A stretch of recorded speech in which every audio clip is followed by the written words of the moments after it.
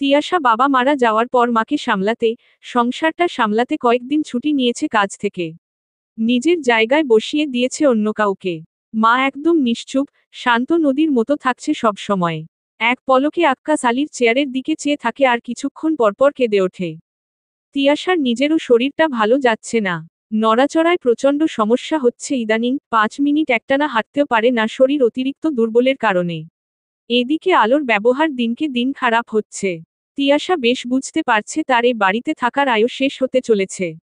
সকালে তিয়াশা নামাজ শেষ করে বসে বসে দরুদ পাঠ করছিল, আলো এসে জানালো তার শরীরটা ভালো লাগছে না।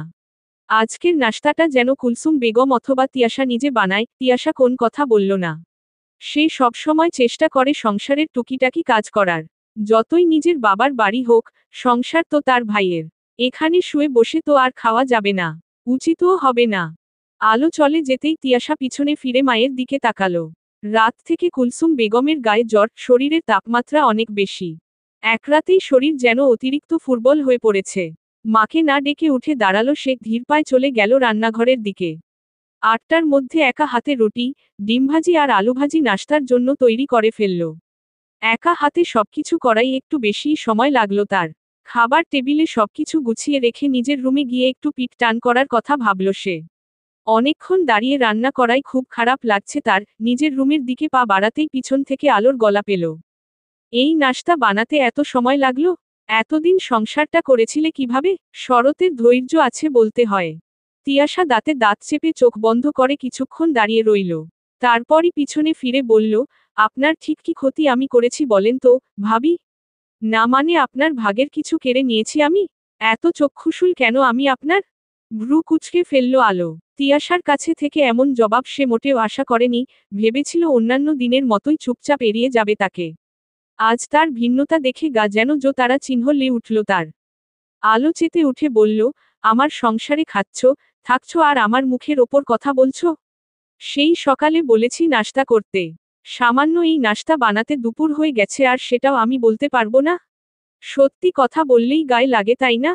আলোর চেঁচামেচিতে সাদ্দাম এবং কুলসুম বেগম বেরিয়ে এলো নিজ নিজ রুম থেকে। সাদ্দাম জানতে চাইল, কি হয়েছে এখানে? আলো ধারালো গলায় বলল, তোমার বোনের মুখে বুলি ফুটেছে। এরকম ব্যবহারই হয়তো শরতের সাথে করত, এ কারণেই শরৎ ওকে ভালো রাখার জন্য চাকরি বাকরি করে নাই। যে মেয়ের ব্যবহার এমন তার সাথে কে থাকতে চাইবে? শরৎকে বলো ওকে নিয়ে যেতে বা তোমার বোনকে বলো নিজের ব্যবস্থা নিজে করে নিতে। একই বাড়িতে ওর সাথে আমি কিছুতেই থাকতে পারবো না। তোমার বোন এই বাড়িতে থাকবে নয়তো আমি। অশান্তিতে আমি কিছুতেই থাকবো না বলে দিলাম। সাদ্দাম আলোর কথায় তিয়াশার দিকে চাইল। শুধালো, কি হয়েছে বলতো? তিয়াশা ভাইয়ের মুখের দিকে চেয়ে তার সংসারের কথা ভেবে বলে উঠল, তোর এসবে আসতে হবে না। এগুলো বাড়ির ভেতরকার ব্যাপার। আমার ভুল হয়েছে, ভুল বলেছি তাই ভাবি রাগ করেছে। সব ঠিক হয়ে যাবে, তুই এসব নিয়ে এত ভাবিস না। কুলসুম বেগম দেয়ালে হাত রেখে দাঁড়িয়ে আছে। ঘুমে যেন চোখ জড়িয়ে আসছে তার। কারো কথা যেন ঠিকমতো বুঝতে পারছেন না তিনি। শুধু মুখের দিকে চুপচাপ তাকিয়ে আছে। সাদ্দাম আলোকে উদ্দেশ্য করে বলল, আমি অন্ধ বা বয়রা নই। আমি চোখেও দেখি আর কানেও শুনি। আমার বোন শখে এখানে এসে পড়ে রয়নি। বিপদে এখন সে। আমি তার আপন বড় ভাই। বাবা চলে গেছে, এখন আমিই ওর অভিভাবক। আমার বোনের এখন একটা ভয়ের সময় কাটছে। এই সময় আমার মা নিজেই তোমাকে কাজ করতে দেয়নি আর তুমি তার মেয়েকে দিয়ে কাজ করাতে উঠে পড়ে লেগেছ। এই অবস্থায় বাড়ি ছেড়ে চলে যেতে বলছো। তুমি আসলে কে? ওকে এভাবে হেনস্থা করা আর বাড়ি থেকে বের করে দেওয়ার তুমি কে? আলো চোখ রাঙিয়ে বলে উঠল, তুমি কি এখন তোমার এই ঘর ভাঙনি বোনের সামনে আমাকে অপমান করবে? সাদ্দাম চিৎকার করে বলে উঠল, মাইন্ড ইউর ল্যাঙ্গুয়েজ, আলো। তুমি আমার বোনকে অপমান করে কথা বললে তার সামনে আমি তোমাকে অপমান করতে কেন ভাবব? তুমি আমার মা বোনকে ভালোবাসলে আমি তোমাকে মাথায় করে রাখতাম, তুমি সেটা করলে না। আমি বুঝতে পারছি না তিয়াশার সাথে তোমার সমস্যাটা কি? এই যেগুলো করছো এর ফল খুব একটা সুখকর হবে না, আলো। সাদ্দাম প্রস্থান করতেই তিয়াশা বলে উঠল, কিছু কিছু মানুষকে শুধু এটা বলতে ইচ্ছে হয় যে, আমার সাথে যা করতেছেন সেসব আপনার সাথেও হোক। আলো তেড়ে এলো, তুমি কি আমাকে অভিশাপ দিচ্ছ? ঠাটিয়ে দুটো দিলে অভিশাপ বেরিয়ে যাবে। তিয়াশা এবার চোখ বড় করে মুখ শক্ত করে বলে উঠল, বাবার বাড়িতে আছি। ভাইয়ের বাড়িতে না যে আপনার সংসারের শান্তি দেখতে গিয়ে আপনি যা বলবেন, আমার সাথে যা করবেন সব মেনে নিয়ে চুপ করে থাকব। আপনার যেহেতু শান্তিতে থাকার ইচ্ছে নেই সেহেতু আমারও রাখার ইচ্ছে নেই। এরপর থেকে কথা বললে ভেবেচিন্তে কথা বলতে আসবেন। আলো তাচ্ছিল্যের স্বরে বলল, আপনি কে? আপনার সাথে কি ভেবেচিন্তে বলতে হবে? ঘাড় ধা তারা চিহ্ন কা দিয়ে বাড়ি থেকে বের করে দেব একদম। যেখান থেকে এসেছো সেখানে ফিরে যাও। জ্ঞানী লোকের সাথে কথা বলা যায় কোন গর্দভের সাথে না। কথাটা বিড়বিড় করে বলে তিয়াশা প্রস্থান করল। সে জানে এখানে কথা বাড়ালে আলো আরো বেশি করে সুযোগ পেয়ে যাবে অশান্তি করার। যা তিয়াশা চায় না। এমনিতে তো মানসিক অশান্তি তার কম নেই। কুলসুমও নিজেই ধীর পায়ে নিজের ঘরের দিকে রওয়ানা দিলেন। পৌঁছনোর আগেই কানে এলো আলো সাদ্দামকে বলছে, তোমার বোন এ বাড়িতে থাকলে আমি থাকবো না, প্রয়োজনে বাপের বাড়ি গিয়ে থাকবো, নয়তো সংসার আলাদা করো। আমি তোমার মা আর বোনকে তিনবেলা রেঁধে বেড়ে খাওয়াতে পারবো না। বিয়ে করে বউ এনেছো, কাজের মানুষ আনোনি। তাছাড়া তোমার বোন চাকরি করে, 1 টাকা কি সংসারে দেয় যে আমি তাকে মাথায় করে রাখবো? পারবো না আমি এসব। আমার হারানোর আর কিছু নাই। যাকে জীবনের মানে জেনেছিলাম তাকেই আমি আজ অবহেলায় হারিয়ে ফেলেছি। সত্যিই তো তাকে আমি বিয়ের এতগুলো বছরে কি দিতে পেরেছি? সে কখনো জিদ করে অন্যান্য মেয়েদের মতো কিছু চায়নি আমার কাছে। কখনোই চাইনি, তাই বলে আমিও সেটায় অভ্যস্ত হয়ে গেলাম। নিজে থেকে তাকে ভালো রাখার চেষ্টা করলাম না। অন্যদের বউ তো মাসে নিজের রূপচর্চা আর পোশাকের পিছনেই 20-30 হাজার টাকা খরচ করে, আর আমি সেখানে 4-5 হাজার টাকায় সংসার চালাচ্ছিলাম। কি কাপুর স্বামী! মামির কাছে কথাগুলো বলে মাথা নিচু করে বসে রইল শরৎ। আজ সে নানাবাড়ি গিয়েছে জমি বিক্রি করার টাকা আনতে। মা মারা যাওয়ার পরও মায়ের বেশ কিছু অংশ পেয়েছে সে।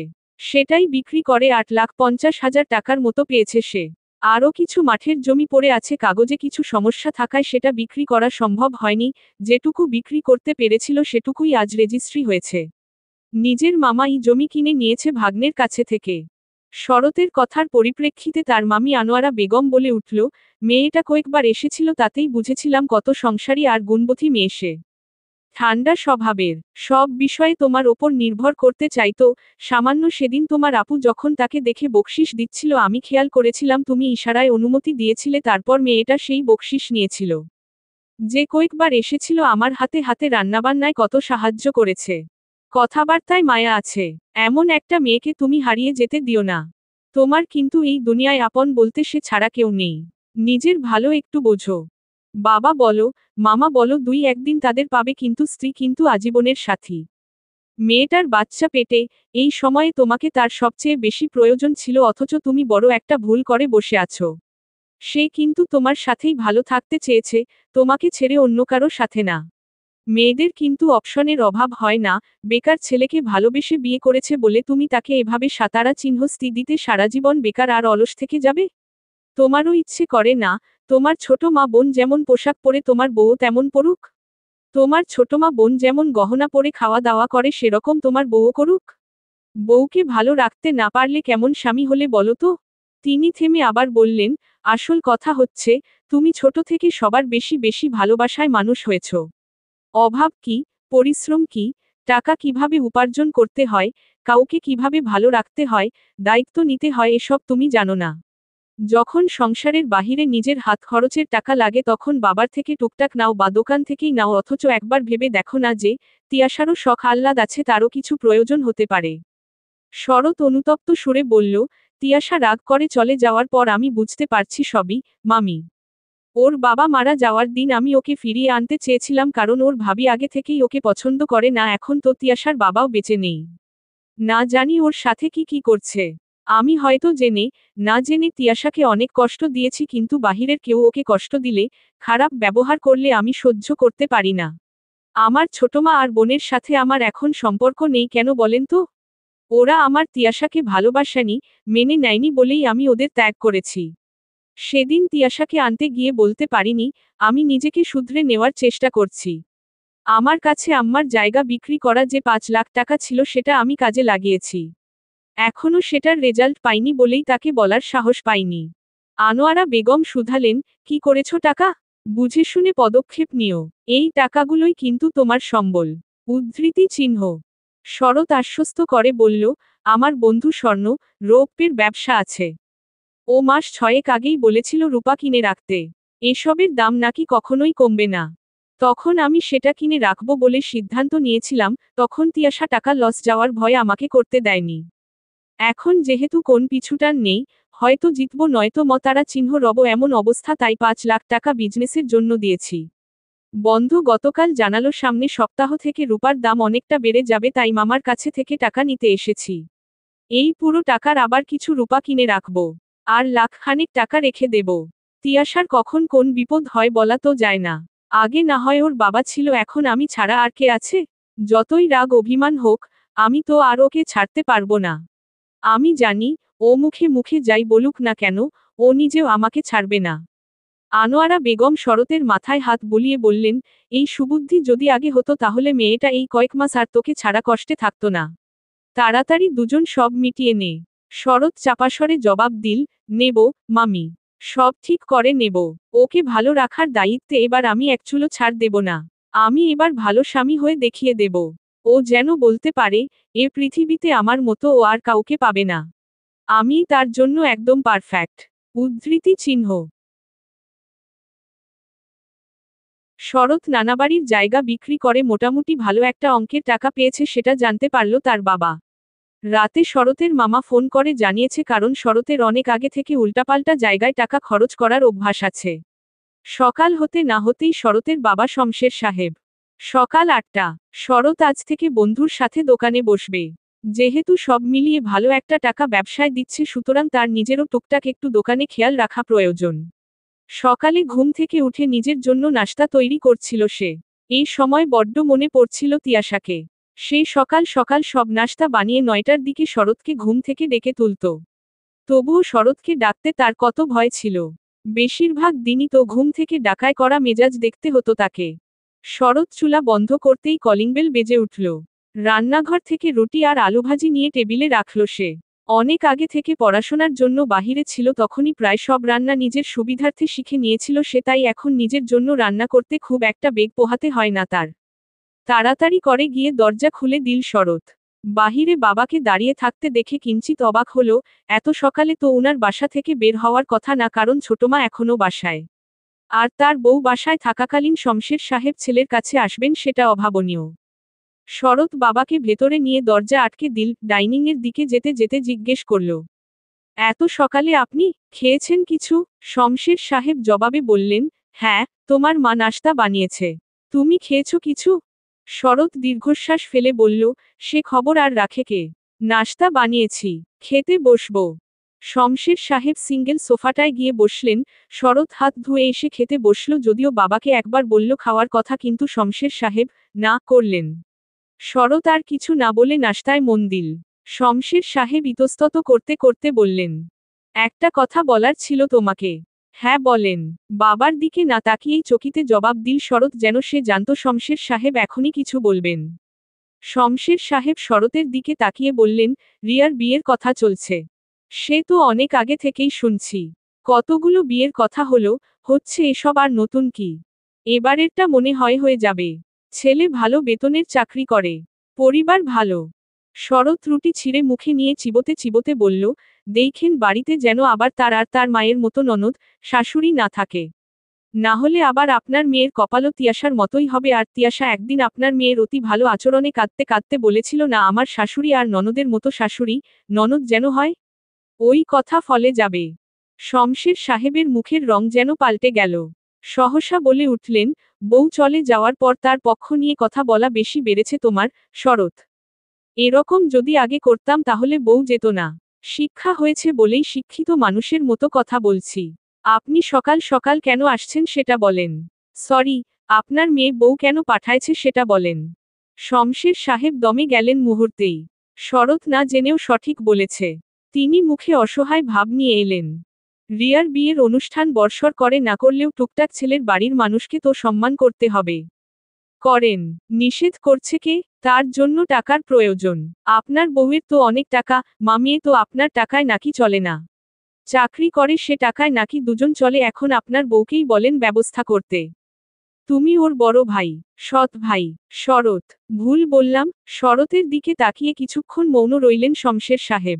শরৎ তাড়া দিয়ে বলল, আমার এখন তাড়াতাড়ি বের হতে হবে। আর কিছু বলার থাকলে বলেন। শমশের সাহেব উপায় না পেয়ে বলেই ফেললেন, 2-2.5 লাখ টাকা দিতে পারবে? না, কাটকাট জবাব শরতের। প্রয়োজনে আমি ফিরিয়ে দেব তোমাকে। উদ্ধৃতি চিহ্ন। আমার কাছে টাকা থাকবে কিভাবে? টাকা থাকলে কি বউ অভাবে চলে যায়? তোমার মামা রাতে কল করেছিল। এতক্ষণে পুরো বিষয় বুঝতে পারল শরৎ তাচ্ছিল্যের হাসি হেসে বলল, যখন টাকার অভাবে 1-2 বেলা না খেয়ে থাকতাম তখন বাপের, মায়ের, বোনের খোঁজ ছিল না। এখন টাকা হাতে এসেছে বলে সবাই সম্পর্ক পাতাতে এসেছে। সাতারা চিহ্ন লারবাই তারা চিহ্ন অঞ্চদমার্কা জীবনে আর উন্নতি দেখলাম না। শরৎ থেমে ফের বলল, আপনার বউকে বইলেন তার কাছে আমার মায়ের যে 5 ভরি স্বর্ণ আছে সেটা আলাদা করে রাখতে।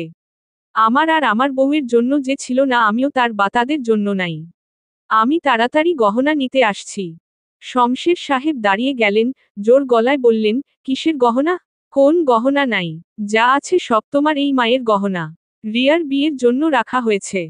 আমার মায়ের গহনা কই গেল? হারিয়ে গেছে। গহনা হারানোর জিনিস। হারিয়ে গিয়েও আপনার বউয়ের কাছেই আছে।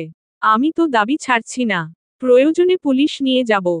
শরৎ, বেশি বেশি করছো। এখনো কিছুই করিনি। জীবনের খাতা যেহেতু খুলে বসেছি সেহেতু সবকিছু হিসেব মোতাবেক চলবে। শমশের সাহেব ধমকের স্বরে শুধালেন, তুমি টাকা দেবে না? না, দিতে হবে না তোমার, বলেই ত্রস্ত পায়ে বেরিয়ে গেলেন শমশের সাহেব। শরতের কাছে এই বিষয়টা নতুন কিছু না। তার হাতে কোনোভাবে টাকা এলেই শমশের সাহেব টাকা চাইতে আসেন। এভাবে 2-3 বারে 3.5 লাখ টাকা উনি নিয়েছেন, আজ আবার এসেছেন টাকার সন্ধান পেয়ে। অন্যবার নিষেধ করতে না পারলেও শরৎ এবার না করতে পেরেছে। তাকে যে পারতেই হতো। আগে সে টাকা দিয়েছিল তিয়াশার কথা ভেবে। সে ভেবেছিল টাকা পেয়ে অন্তত তিয়াশার সাথে ছোটমা আর ননদ ভালো ব্যবহার করবে, কিন্তু সেটা কখনোই হয়নি, তাই শরতের আর কোন দায় নেই। সে আল্লাহর সহযোগিতায় একা একা তিয়াশাকে ভালো রাখতে চায়। বাবা চলে যেতেই সে দরজা আবার আটকে দিয়ে বিড়বিড় করে বলে উঠল, আমি তোমাকে ভালো রাখব, তিয়া। তোমাকে ভালো রাখতে আমি সর্বোচ্চটুকু করব। তোমাকে আমি সেটা পাইয়ে দেব যেটা তুমি কল্পনাও করনি। তোমাকে ভালোবাসব আর ভালোও রাখব, দেখে নিও তুমি। আমাকে আর কয়েকটা দিন শুধু সময় দাও। আমি ফিরব তোমার কাছে নতুন শরৎ হয়ে। ততদিন না হয় তোমার তৈরি করা দূরত্বটাই রইল আমাদের মাঝে। কয়েকদিন হলো বাড়িতে খুব অশান্তি চলছে। আলো কিছুতেই কোন কাজ করছে না বাড়িতে। শাশুড়ি আর ননদকে দেখলেই কড়া ভাষায় কথা বলছে। সাদ্দাম কাজের সূত্রে সপ্তাহখানেকের জন্য চট্টগ্রাম গিয়েছে। এটারই সুযোগ নিয়েছে সে। যদিও সাদ্দাম প্রতিদিন বোনের কাছে ফোন করে জানতে চায় বাড়ির পরিবেশ সম্পর্কে, তিয়াশারও মিথ্যা বলতে হয় ভাইয়ের সংসার বাঁচাতে। এই কয়েকদিনে যে পরিমাণ অশান্তি, শারীরিক, মানসিকভাবে আতারা চিহ্ন হচ্ছে সে তাতে শরীর আর সায় দিচ্ছে না তার। মায়ের বয়স হয়েছে। এই বয়সে এসে যদি মেয়ের জন্য বিপদে পড়ে মাকে বাড়ির সব কাজ করতে হয় তাহলে সেটা মোটেও ভালো দেখায় না। তিয়াশা নিজে বসে থেকে নিজের মাকে এই অবস্থায় সংসারের সব কাজ কিভাবে করতে দেবে? কোন মেয়ে কি তার মায়ের এমন অবস্থা দেখতে পারে? তিয়াশাও পারেনি, মা হাজারবার নিষেধ করা সত্ত্বেও মাকে কাজে সাহায্য করে। সকাল সকাল রান্নার কাজে সাহায্য করাই দিন হলো প্রচুর ঠান্ডার সমস্যা হচ্ছে তার। যে সময়ে একদমই বিশ্রামে থাকা উচিত সে সময় কাজ আর অতিরিক্ত মানসিক অশান্তিতে নাজেহাল অবস্থা তিয়াশার। প্রতিদিন রান্না করে চেম্বারে যেতে দেরি হচ্ছিল এবং সেখানে কথা শোনার জন্য নিজে থেকে বেরিয়ে আসতে হয়েছে তাকে। জীবন নিয়ে হতাশা দিন দিন তার বেড়েই চলেছে। নামাজে দাঁড়ালে হতাশা, জীবনে না পাওয়াগুলো যেন জোট বেঁধে এসে সবকিছু মনে করিয়ে দেয়। কান্না থামে না, কান্নার দরুন তিলাওয়াত করতে পারে না। জীবন যেন এটুকু বয়সে এসেই থেমে গিয়েছে। নিজেই নিজেকে বলে, জীবন এত ভারী, বয়ে বেড়ানো কঠিন, জানলে নিজের পায়ে না দাঁড়িয়ে কখনো বিয়ে করতাম না। নিজের জীবন নিয়ে অন্যের ওপর নির্ভর করা যায় না। উদ্ধৃতি চিহ্ন। তিয়াশার এখন পুষ্টিকর আর ভালো ভালো খাবার খাওয়া প্রয়োজন। একজন গর্ভবতী নারীর যে পরিমাণ খাবার খাওয়া প্রয়োজন তার অর্ধেকও খাওয়াতে পারেন না কুলসুম বেগম। সাদ্দাম গতরাতে আলাদা করে কিছু টাকা পাঠিয়েছে বোনের ফলমূল কেনার জন্য। কুলসুম বেগম সকাল সকাল ফ্রিজ থেকে একটু মাংস বের করে ভালো করে কষিয়ে রান্না করেছেন। আলো একটাবারের জন্য রান্নাঘরে উকি পর্যন্ত দেয়নি। খাবার টেবিলে খেতে এসে বাটিতে মাংস দেখে কুলসুম বেগমকে উদ্দেশ্য করে বলে উঠল, মেয়েকে ভালো খাওয়াতে কি এখন ছেলেকে ফকির করার পায়তারা করতেছেন? রাতে এতগুলো টাকা নিয়েছেন, এখন আবার মাংস। বলি, যা যা আছে সবই মেয়েকে গেলাতে পারেন না? পেটে তো বাচ্চা না রাক্ষস আছে মনে হচ্ছে। রাক্ষস জন্ম দেবে। খাবার খাওয়ার জন্য নিজের রুম থেকে মাত্রই বের হচ্ছিল তিয়াশা। ভাবির এমন কথা শুনে দরজায় দাঁড়িয়ে গেল সে। কথাটা যেন বুকটা ছিদ্র করে এফোরোফোর করে দিল। মুহূর্তেই টলমল হয়ে উঠল তার চোখ। পেটে হাত দিয়ে চোখ বন্ধ করে বিড়বিড় করে বলে উঠল, শরৎ, তুমি যদি আমার মূল্য একটু বুঝতে তাহলে আমার এমন দিন দেখতে হতো না। এত এত কটু কথা, খারাপ থাকা, কান্না এসবের পর আমি তোমাকে কিভাবে ক্ষমা করব? কুলসুম বেগম আলোর কথার পরিপ্রেক্ষিতে বলে উঠলেন, অতি বার বেরো না, আলো। সাদ্দাম তোমার বর হওয়ার আগে আমার ছেলে, আর এই সংসারটাও তোমার না। এটা এখনো আমার সংসার। তুমি যদি এভাবেই চলতে থাকো তাহলে সংসার আলাদা না বাড়ি আলাদা করতে হবে। স্বামী নিয়ে যেখানে ইচ্ছে চলে যাও। এই বাড়িতে থেকে এত উঠতে পারবে না। আমার মেয়েকে তোমার এত অসহ্য লাগলে বাপের বাড়ি চলে যাও। আলো শক্ত গলায় বলে উঠল, গেলে আপনার ছেলেকে ডিভোর্স দিয়েই যাব। আপনার আর আপনার মেয়ের ফরমাইশ খাটবে কে? কুলসুম বেগম মৃদু গলায় বলে উঠলেন, তবে তিয়ার চেয়েও খারাপ একটা সময়ের জন্য প্রস্তুত হও। তিয়াশা আর দাঁড়িয়ে থাকতে পারছিল না। প্রতিদিনের এমন মানসিক অত্যাচার চিহ্ন চার সহ্য করা যায়। কোন মেয়ে এই সময়ে এটা সহ্য করতে পারবে? তিয়াশা কেঁদে উঠল। মনে মনে বলল, আল্লাহ, আমি আমার জন্য তোমার কাছে এত হতাশা আর কষ্ট চেয়ে এসেছিলাম।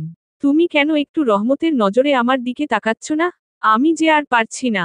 সকাল থেকেই বাবুর নড়াচড়া টের পাচ্ছিল না তিয়াশা। সেই চিন্তায় সকাল থেকে ছিল তার ওপর আবারও অশান্তি। হঠাৎই পেটে অসহ্য যন্ত্রণা অনুভব করল সে।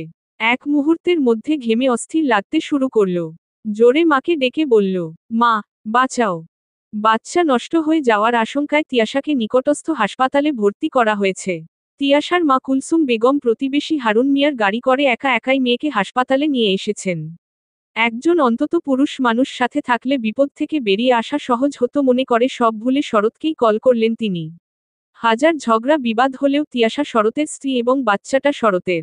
সবকিছুর ঊর্ধ্বে গিয়ে বাচ্চার ওপর শরতের অধিকার সবচেয়ে বেশি, বাচ্চার ভালোমন্দ দেখার দায়িত্বও সবচেয়ে বেশি তারই। শরৎকে কল করে জানানোর সাথে সাথে শরৎ সব কাজ ফেলে হাসপাতালে ছুটে এসেছে। ছুটতে ছুটতে দোতলার করিডোরে শাশুড়িকে দেখে দাঁড়িয়ে গেল সে। হাঁপাতে হাঁপাতেই জিজ্ঞেস করল, আম্মা, তিয়ার কি অবস্থা এখন? ও ঠিক আছে তো, আম্মা? ওর কিছু হয়নি তো? কুলসুম বেগম বসা থেকে দাঁড়িয়ে তিয়াশাকে রাখা কেবিনের দিকে ইশারা করে বললেন, এখনো তো বাবু হওয়ার সময় অনেক বাকি। তিয়াশা বলছিল সকাল থেকে বাবু নড়ছিল না আর পেট ব্যথা সহ্য করতে পারছিল না। হঠাৎ এমন কেন হলো বুঝতে পারছি না। ওকে ওখানে নেওয়া হয়েছে। ডাক্তার দেখছে। জানি না কি হবে। আল্লাহ এবারের মতো বিপদ থেকে রক্ষা করলে শান্তি পেতাম। আমার এতটুকু মেয়ে আর কত অশান্তি সহ্য করবে? আল্লাহ আর কত পরীক্ষা নেবে ওর? পাশেই একটা চেয়ারে ধপ করে বসে পড়ল শরৎ। দুই হাতে মাথা চেপে ধরে বলে উঠল, সব আমার জন্য হয়েছে। আমি যদি তিয়ার কথা শুনতাম, ওর কথা ভাবতাম তাহলে আর এমন হতো না। কুলসুম বেগম আফসোস করে বললেন, শুধু তুমি। তোমার গা ছাড়া স্বভাব, বাবার মৃত্যু, বাড়িতে ভাইয়ের বউয়ের করা কথা, আমার কিছু করতে না পারা, বাড়ির কাজের জন্য মেয়েটা চাকরি পর্যন্ত ছেড়ে দিয়েছে। তার এমন বিপদ হবে না তো কার হবে? তুমি বিয়ের আগে কি বলেছিলে? তোমার শরীরের তারা চিহ্ন তো বিক্রি করে হলেও আমার মেয়েটাকে তুমি ভালো রাখবে। বিয়ের আগেই তোমার বিভিন্ন খারাপ স্বভাব সম্পর্কে জেনেও তোমার কাছে আমার মেয়েকে দিয়েছিলাম কারণ আমার মেয়ে তোমাকে ভালোবেসেছিল। শরৎ, 3.5 বছর তো কম সময় ছিল না ভালো কিছু করার জন্য, তবুও কেন নিজের কথা রাখলে না তুমি? আমার মেয়ের চাহিদা তো খুব বেশি ছিল না। তুমি কেন পুরুষ হয়ে উঠলে না? কাপুরুষের মতো স্ত্রীর ভরণপোষণের দায়িত্ব নিতে পারবে না বলে বাপের বাড়িতেই রেখে দিলে? আমার মেয়েকে খুব ঠকিয়েছ তুমি। শরৎ মুখ তুলে চাইল। কিছুক্ষণ নীরব চোখে চেয়ে রইল কুলসুম বেগমের দিকে। পরক্ষণেই হাতজোড় করে বলল, আম্মা, আর একটাবার আপনার মেয়েকে আমাকে দিবেন? এবারই শেষ। আমি যদি ওকে ভালো রাখতে না পারি আমি আপনাকে কথা দিচ্ছি আমি আমার এই মুখ আপনাকে কখনো দেখাবো না, আমি নিজেই তিয়াকে মুক্তি দেব না, এই অবধি আমি আসতেই দেব না। আমি ওকে এবার আর কোন কিছুর অভাব বুঝতে দেব না। আমি কেন বারবার নিজের কথাতেই হেরে যাওয়ার কথা বলে ফেলি? আমাকে তো তিয়ার জন্য হলেও জিততে হবে। আমি ওকে ভালো রাখবো। কারো কোন বাজে কথা শুনতে হবে না ওকে। শরৎ থেমে পুনরায় হড়বড়িয়ে বলে উঠল, আম্মা, আমাকে আর একটাবার সুযোগ দিন প্লিজ। ওর কোন অভাব হবে না এবার থেকে। খাবার, পোশাকের, ভালোবাসার বা সম্মানের কোন কিছুর অভাব হবে না ওর। আমি কিছু করতাম না বলে আমার বাড়ির মানুষের কাছে অন্য বউদের মতো সম্মান পেত না, এটাও আর হবে না। আমি সব চেঞ্জ করে দেব। আল্লাহ শুধু এবারের মতো তিয়া আর আমাদের বাচ্চাকে বাঁচিয়ে নিক। আমি কোথাও গাফেলতি করব না। কুলসুম বেগম চোখের পানি মুছে মৃদু গলায় বললেন, আমার মেয়েটা শুধু এবার সুস্থভাবে ফিরে আসুক। ওকে বুঝিয়ে তুমি যদি ওকে ফিরিয়ে নিতে পারো তাহলে আমার কোন আপত্তি নেই, কিন্তু ও যদি না ফিরে যায় তাহলে আমি ওকে অন্য কোথাও পাঠিয়ে দেব, যেখানে অন্তত এই কষ্টগুলো ওকে পেতে হবে না। আমার মেয়ে এবার ভালো থাকবে, হয়তো তোমার সাথে নয়তো তোমাকে ছাড়া। তিয়া এখন নিজেকে ভালোবাসতে শুরু করেছে, নিজের বাচ্চাকে ভালোবাসে, নিজেদের জন্য ও সব করতে পারবে, শুধু আমি ওকে নিজের বাড়িতে আর ওই তারা চিহ্ন গুণের মধ্যে রাখব না। একদিকে আমার ছেলের সংসার, আরেক দিকে আমার মেয়ে। আমি কোনটাকে হারতে দেব না। একজন নার্স এসে শরৎ আর কুলসুম বেগমকে উদ্দেশ্য করে জানতে চাইল, কিছুক্ষণ আগেই যে পেশেন্ট এলো তার বাড়ির লোক আপনারা? কুলসুম বেগম হাতের উল্টোপাশ দিয়ে চোখ আর গাল মুছে বললেন, হ্যাঁ, আমরা। টাকা পয়সার কিছু ব্যাপার আছে, কে দেখবেন আপনাদের মধ্যে? কুলসুম বেগম চেয়ারের ওপর থেকে নিজের ব্যাগ নিয়ে নার্সকে কিছু বলবেন তার আগেই শরৎ তাকে থামিয়ে দিয়ে এবার বেশ স্পষ্টভাবেই বলল, আমার স্ত্রীর দায়িত্ব পুরোটাই এখন থেকে আমার। কুলসুম বেগম শুধালেন, তোমার কাছে টাকা আছে? আপনার মেয়ের শুধু চিকিৎসা নয়, আপনার মেয়েকে নিয়ে নতুন করে সংসার করার মতো সামর্থ্য আল্লাহ আমাকে খুব তাড়াতাড়ি দিয়ে দেবে। তবে এখন যা আসতে শুরু করেছে সেটা আপনার মেয়ে যতটুকু চেয়েছিল তার কাছাকাছি। কিছুদিন পর আপনার মেয়ের ভাবনাতীত কিছু হবে ইনশাআল্লাহ। উদ্ধৃতি চিহ্ন। কুলসুম বেগম ভ্রু কুঁচকে তাকালেন শরতের দিকে। শরৎ এই কথাগুলো বলার জোর কোথায় থেকে পাচ্ছে সেটা বুঝতে পারছেন না তিনি। এখন স্পষ্টভাবে খোলাখুলি সব শোনার অবস্থায়ও তিনি নেই। শর্ত আর কথা না বাড়িয়ে নার্সের সাথে চলে গেল। কুলসুম বেগম একভাবেই দাঁড়িয়ে থেকে শরতের যাওয়ার দিকে তাকিয়ে রইলেন। সর্বদা এমন একজন দায়িত্বশীল শরৎকেই তো তিনি চেয়েছিলেন মেয়ের জন্য, কিন্তু নতুন শরতের জন্ম নিতে বেশি দেরি হয়ে গেল না তো? তিয়াশার বাচ্চা ঠিক আছে তো? বাচ্চার কিছু হলে তো তিয়াশা কোনোদিনও শরৎকে মেনে নেওয়া তো দূর, ক্ষমাও করতে পারবে না। আরও একটা ভয় যেন গলা চেপে ধরল কুলসুম বেগমের। বেশ খানিকটা সময় পর ডাক্তার, নার্স বের হলেন তিয়াশার কাছে থেকে। শরৎ আর কুলসুম বেগম সামনের দিকটাতেই পায়চারি করছিল। ডাক্তারকে বের হতে দেখেই সেদিকে দৌড়ে গেল শরৎ। তড়িঘড়ি করে জিজ্ঞেস করল, ম্যাম, তিয়াশা কেমন আছে? ও ঠিক আছে তো? আর বাবু? ডাক্তার মৃদু গলায় বললেন, আল্লাহর অশেষ রহমতে মা আর পেটের বাচ্চা দুজনই এখন ভালো আছে। হয়তো আর 10-20 মিনিট দেরি হলেই বাবুকে বাঁচানো যেত না।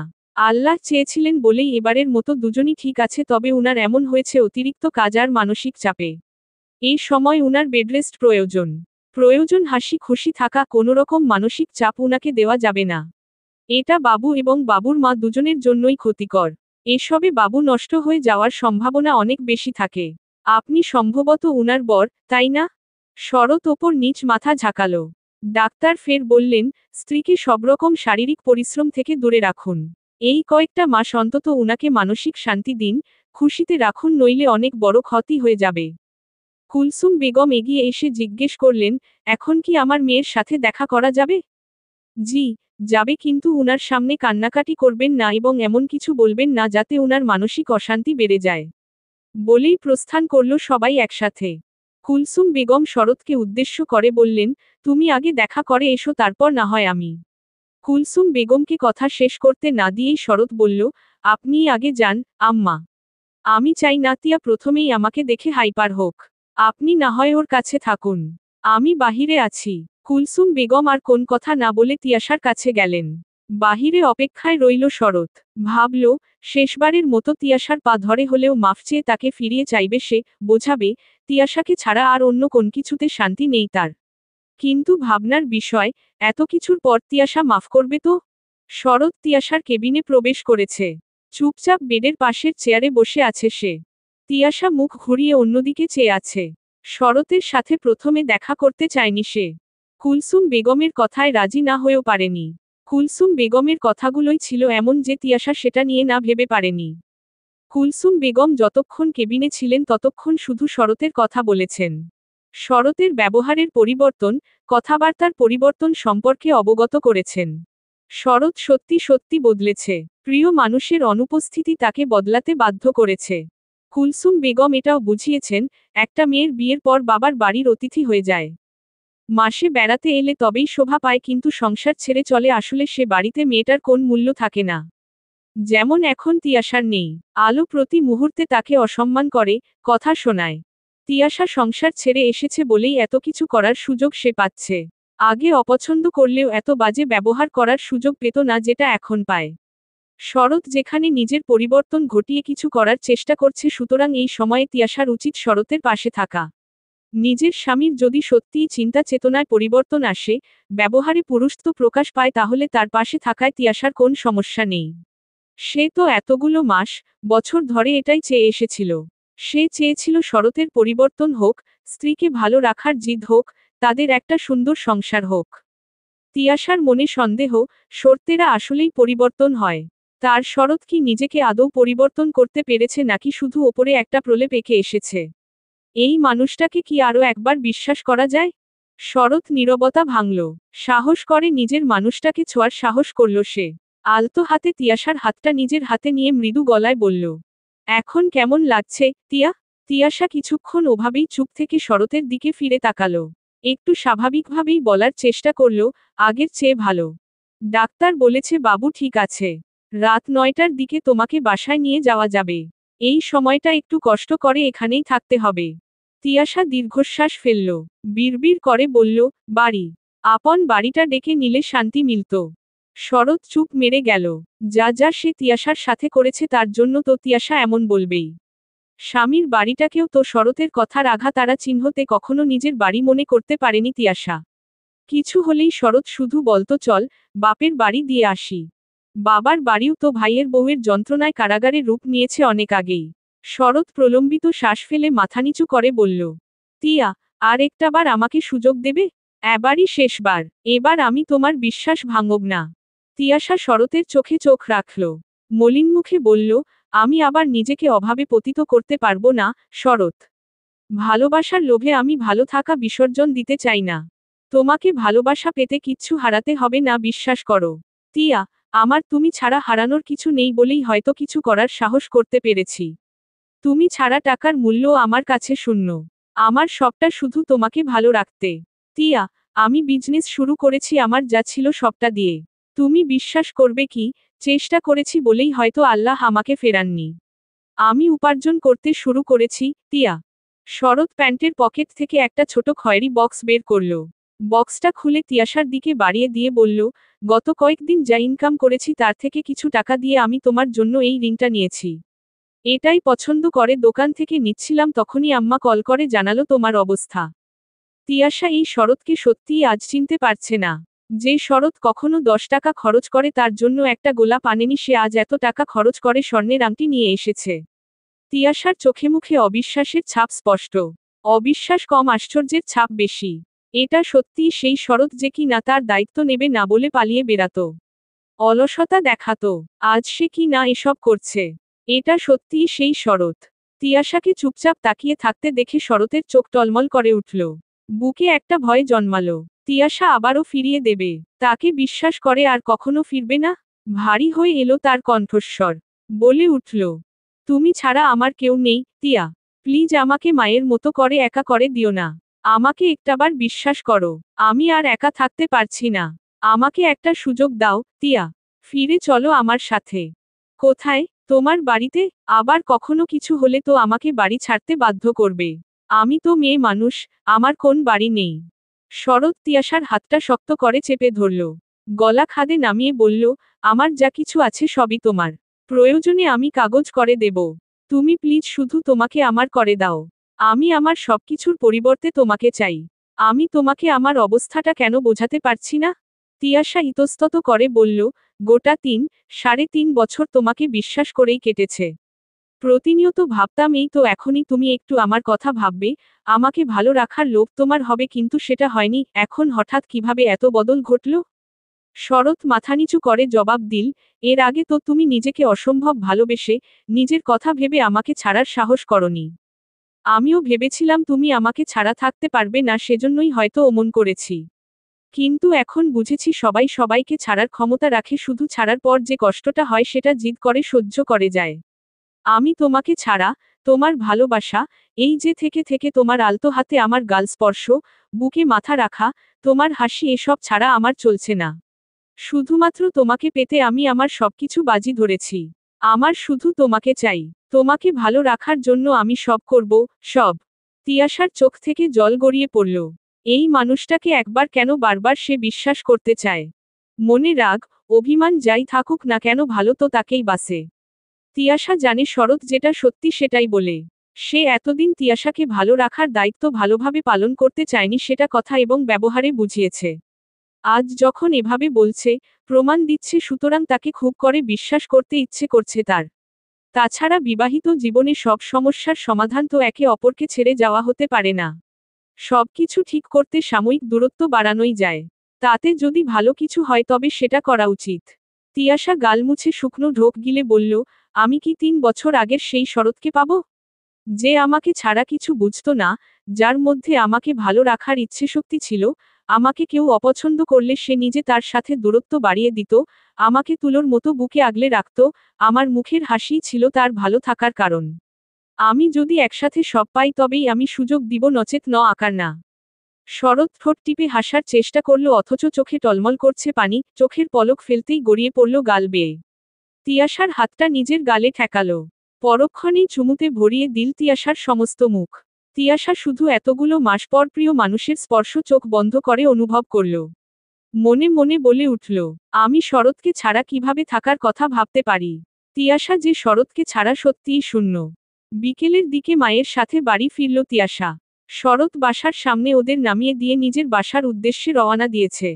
তিয়াশা এবং কুলসুম বেগমের সাথে কথা বলে জানিয়েছে সে সন্ধ্যা পর এসে তিয়াশাকে নিজ বাসায় নিয়ে যাবে।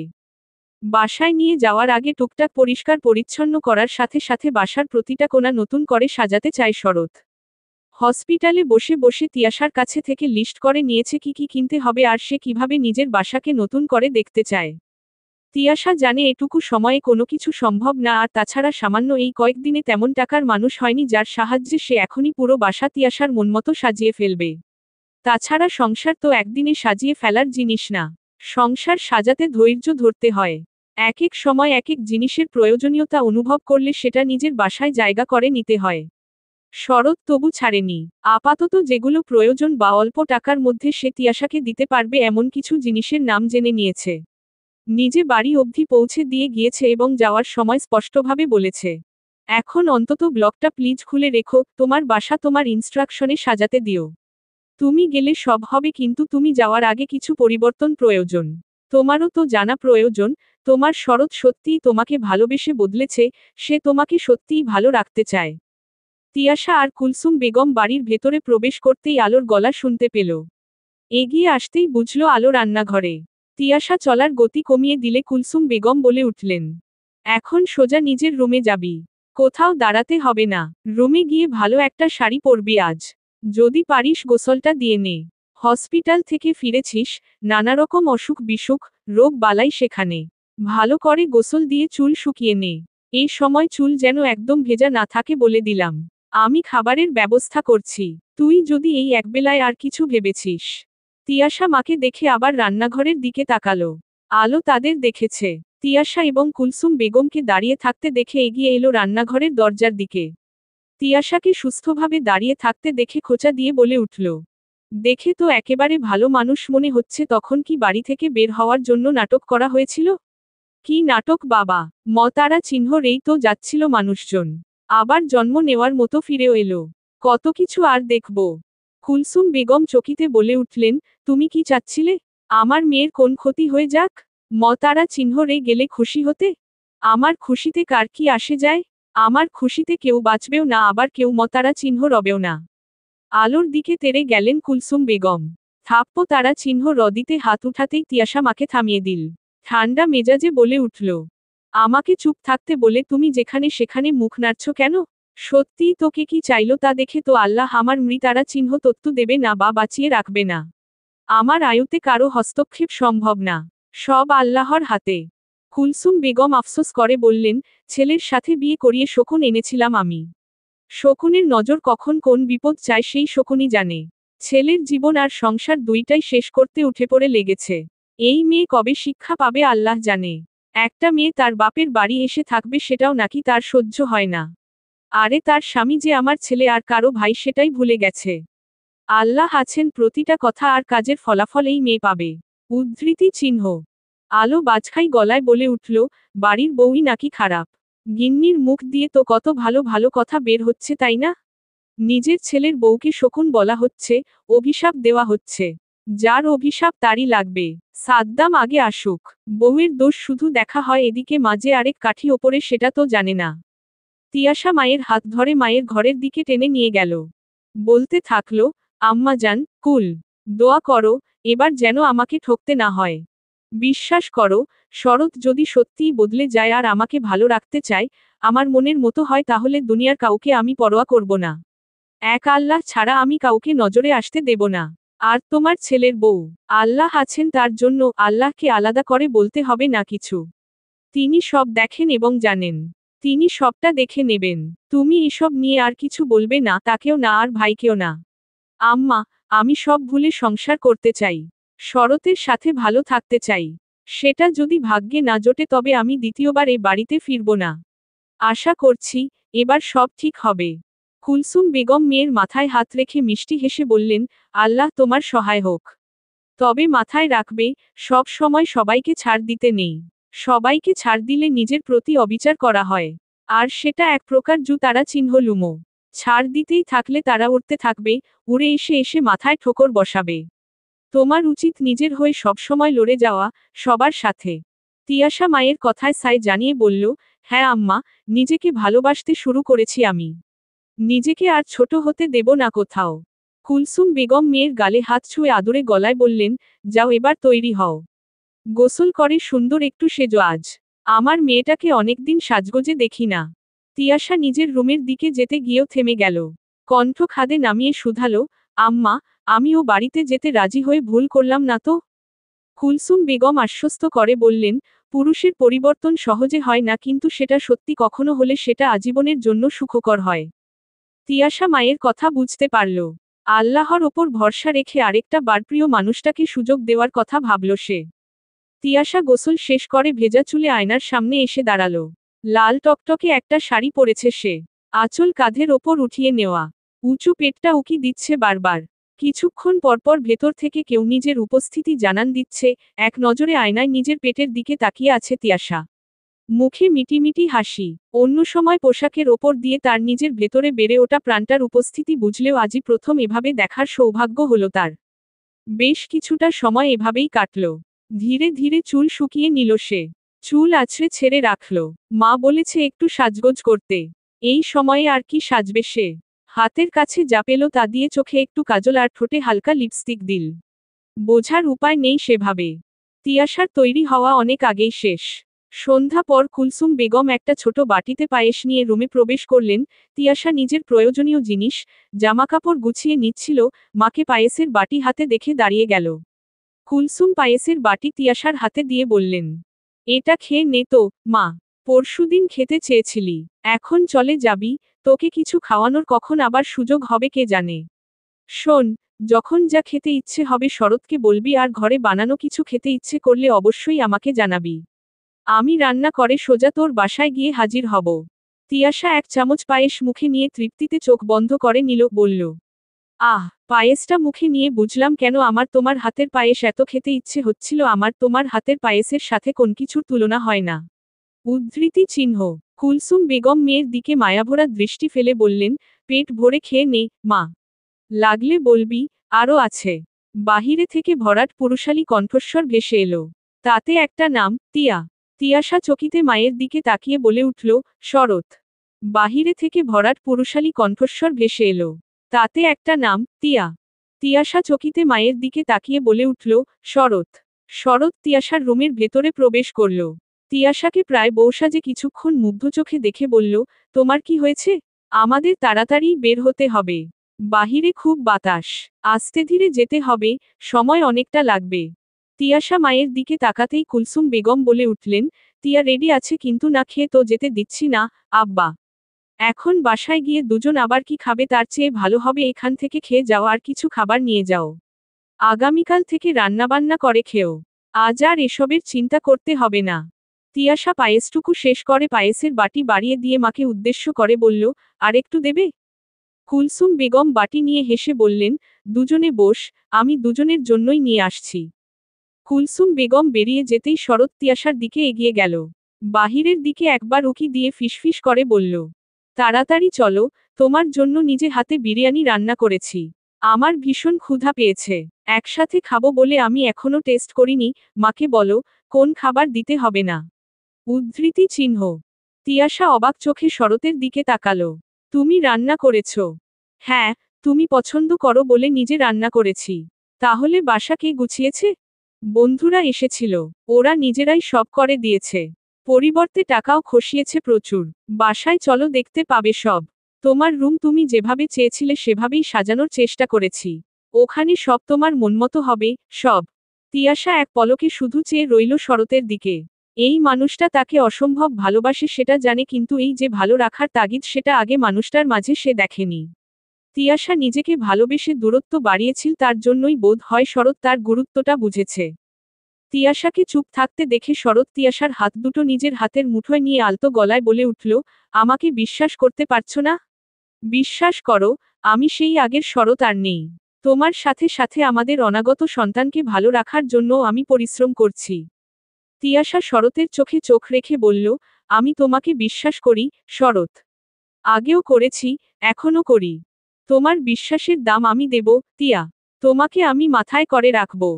কিন্তু আমি যে এই বুকে থাকতে চাই। শরতের বুকের দিকে ইশারা করে কথাটা বলল তিয়াশা। শরৎ মুচকি হেসে বলল, এই বুক কেন, এই মানুষটাই তো তোমার।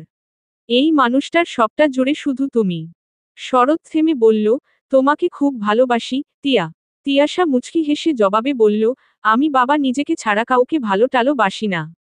শরৎ তিয়াশাকে টেনে নিজের বুকের সাথে জড়িয়ে নিয়ে বলল, তুমি তোমাকেই ভালোবাসো। আর এই যে তুমি তোমাকেই ভালোবাসো বলেই তো আমি তোমাকে নতুন করে আরো বেশি করে ভালোবাসতে পারলাম। কুলসুম বেগমের কাছে থেকে বিদায় নিয়ে তিয়াশাকে নিয়ে বের হচ্ছিল।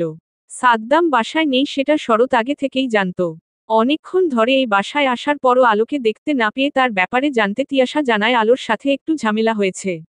শরৎ আর আগ্রহ দেখায়নি। তিয়াশাকে নিয়ে বের হওয়ার সময় তিয়াশার হাতে থাকা সামান্য পাশব্যাগটাও শরৎ তিয়াশার থেকে নিয়ে নিলে আলো তার নিজের রুমের দরজার সামনে থেকে বলে উঠল, বউয়ের জন্য দেখছি দরদ উথলায় পড়ছে। এত দরদ থাকা সত্ত্বেও মানুষজন কেন যে বউ বাপের বাড়ি ফেলে রাখে? শরৎ মৃদু হেসে বলল, বউ যেহেতু দরদ তো উথলায় পড়বেই। ভাবি হলে হিংসে আর দেখতে না পারা স্বভাব উথলাতো। আর বউ রেখেছিলাম, নিয়ে যাচ্ছি। আমার জিনিস বলে কথা। কারো কালো মুখ দেখতে আর রাখতে পারছি না, ভাবি। আলো তেজি গলায় বলে উঠল, মুখ সামলে কথা বলো, শরৎ। আপনিও একটু দেখে শুনে কথা বলুন, ভাবি। আমি তিয়া নই। ভাইয়ের সংসারে শান্তি আনার দায় আমার নেই। আমার দিকে ইটমাতারা চিহ্ন রলে পাটকেল খেতেই হবে। আমি তিয়াশার মতো মুখ বুজে সহ্য করে যেতে তো পারবো না। আপনি সম্পর্কে আমার বড় অথচ ছোট বোন হলে ঠাটিয়ে দুই গালে দুইটা থাপ্পো তারা চিহ্ন রমে তারা চিহ্ন রে সোজা মানুষ বানিয়ে দিতাম এমন অমানুষ থেকে। বাড়ির জামাই হয়ে অনেক বেশি কথা বলছো। অনেক বড় বড় কথা বের হচ্ছে মুখ দিয়ে। আমি না হয় বাড়ির খারাপ জামাইয়ের পরিচয় দিচ্ছি, কিন্তু আপনি তো পাড়ার কুচুটে মহিলাদের পরিচয় দিচ্ছেন। বাড়ির সবাইকে একসাথে নিয়ে কিভাবে সংসার করতে হয় সেটা তো আপনার মতো মহিলা জানবেই না। আপনি কিন্তু বেশি বেশি কথা বলছেন। তিয়াশা এবার জবাবে বলল, আপনি নিজের মুখ সামলান। আমাকে যা বলেছেন শরতের সাথেও খারাপ ব্যবহার করতে আপনার বাধছে না? নিজেকে আর কত নিচে নামাবেন আপনি? আল্লাহর গতারা চিহ্ন জব আসবে আপনার ওপর খুব তাড়াতাড়ি। ননদরা নাকি ভাবিদের ভালো থাকা কেড়ে নেয় আর আপনি। ওহ আচ্ছা, ভাবি হিসেবে তো ননদের খারাপ করছেনই, ননদ হিসেবেও কি তাই করেন নাকি? আমার ভাই আপনার সাথে সংসার কিভাবে করছে কে জানে? আপনার মুখের ভাষায় যে কাটা। কুলসুম বেগম জামাতা মেয়েকে ঠেলে বাহিরের দিকে এগিয়ে দিয়ে বললেন, আর কথা বাড়াস না, বাবা। নতুন করে জীবন শুরু করতে যাচ্ছিস, দোয়া করি দুজন খুব ভালো থাক। সবাই দেখুক তোরা ভালো আছিস। খুব ভালো থাক তোরা। শরৎ উক্ত বিষয়ে আর কথা না বাড়িয়ে তিয়াশাকে উদ্দেশ্য করে বলল, তুমি মা সাথে এসো। আমি ব্যাগ গাড়িতে উঠিয়ে ফেলি। শরৎ বেরিয়ে যেতেই আলো মুখ বাঁকিয়ে বলে উঠল, দেখা যাবে, মানুষের সংসার কতদিন টিকে। তিয়াশা দাঁড়িয়ে গেলে কুলসুম বেগম কিছু না বলতে ইশারা করলেন, কিন্তু তিয়াশা সেটা না করে আলোর দিকে তাকিয়ে মুচকি হেসে বলল, আপনাকে কিছুতেই মাফ করা যায় না, ভাবি। এত এত কথার আঘাত আমি কিভাবে মাফ করব? আপনাকে দেখলেই আপনার খোঁচা দেওয়া কথাগুলো মনে পড়বে, ক্ষত গভীর হবে। আমার সংসার না টিকলে, শরৎ আমাকে আবার ঠকালে আমি এই বাড়িতে আর ফিরব না, কিন্তু আপনার সাথে কখনো আমার চেয়েও যদি খারাপ কিছু হয় তখন কি করবেন? আমি এখন, এই মুহূর্ত থেকে চাচ্ছি আপনিও এরকম কোন বিপদে পড়ুন আর বুঝুন আমি ঠিক কোন পরিস্থিতি পেরিয়ে এসেছি। কথাগুলো বলেই মুচকি হেসে বাড়ি থেকে বেরিয়ে গেল তিয়াশা। শরৎ বাহিরে তিয়াশার জন্য অপেক্ষারত। চারদিকে অন্ধকার নেমে পড়েছে। রাস্তায় কিছুদূর ফাঁকে ফাঁকে ল্যাম্পপোস্টের আলো জলতারা চিহ্নছে। মানুষের ভিড় কমে গিয়েছে আগের তুলনায়। তিয়াশা ধীর পায়ে শরতের দিকে এগিয়ে এলো। তিয়াশার মুখ স্পষ্ট হতেই শরতের মুখে হাসির রেখা দেখা দিল। তিয়াশার নিজের মুখেও প্রশান্তির ছাপ। চোখে মুখে নিশ্চিন্তের চিহ্ন। শরৎ তিয়াশার দিকে হাতটা বাড়িয়ে দিল। তিয়াশা নিজের হাত বাড়িয়ে দিতে একটুও দেরি করল না। শরতের হাত স্পর্শ করল তিয়াশার হাত। শরৎ প্রলম্বিত শ্বাস ফেলে বলল, আজ থেকে আমাদের নতুন করে সংসার শুরু। অনুভূতিগুলো নতুন লাগছে। আমি পুরনো শরৎকেই পেতে চাই উইথ আরও ভালো গুণ। অবশ্যই, ম্যাম। বাড়ি চলুন শুধু। কোন অভিযোগ করার সুযোগ দেব না। তিয়াশা শরতের দুচোখে কিছুক্ষণ চেয়ে রইল, তারপর আলতো গলায় বলল, ভালোবাসি, শরৎ। শরৎ মুচকি হেসে বলল, কিন্তু আমার মহারানী তো নিজেকে ভালোবাসে। তিয়াশা মৃদু হেসে শুধু আধো আধো শব্দে বলল, তুমি তো আমার নিজেরই, নিজেকে, নিজের মানুষকে কে না ভালোবাসে। সমাপ্ত।